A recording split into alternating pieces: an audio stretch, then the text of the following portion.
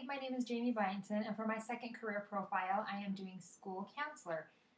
This week, I was able to speak with two school counselors locally where I live in Utah who gave me some great insights and advice.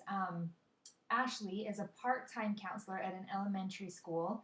Her working environment is a private office, but she spends a lot of time in the classrooms. She has the same hours every week, with the exception of trainings, meetings, or parent-teacher conferences that come up occasionally. She does work alone. She doesn't work alongside other counselors on the elementary level. She says her biggest stressors are generally time management and getting things done when you're pulled in so many different directions. While working part-time, it's a more delicate balance to get everything done in the time that you have.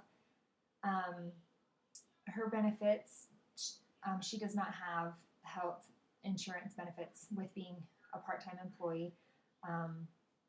And her common job tasks include talking with students, finding solutions to problems. Classroom lessons on character development constitute 40% of her time.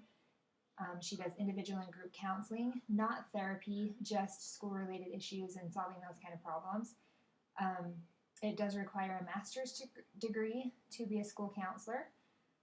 And the starting scale for a part-time school counselor is $30,000 up to about $45,000 in this area. They are paid on a steps and lanes pay scale, which means that your education levels and the time on the job affect your pay grade. So the longer that you are on a job and the more education you have, the more your pay increases. She says it's a great part-time job because her schedule is the same as that of her kids, and summers off and same days off, things like that. My second person that I was able to speak with, his name is Matt, and he is a school counselor in a junior high here in Utah. He has a private office. He works in a team with two other counselors, one who is another full-time counselor and one who is a part-time counselor. He said that they generally try to have a male and a female counselor on staff at all of the secondary schools in Weber County for issues that might be sensitive to having a male or a female counselor, that kind of thing. He has set hours, 7:15 to 3:15, and summers off. Quite a bit of flexibility. He said the environment is clean, uplifting, and supportive. And one of the things he likes best about it is that every day is different, so it doesn't get mundane. The biggest stressors on this level are a little bit different than on the elementary level. They have to deal with more sensitive issues such as abuse and suicide and depression, and the hardest thing is knowing when it is a legitimate cause for concern that they need to get a professional or medical help right away for the students. He said they have good benefits, state insurance, and they have a 401k. And like I said, the same schedule that their kids are on, and his wife is also a teacher, so that's really nice for them. 83% of their time is spent directly associating with the students. That's in the classroom, in the office, in counseling, things like that. Direct correspondence with the students 83% of the time. They are required to lead 5 lessons in the classroom per year.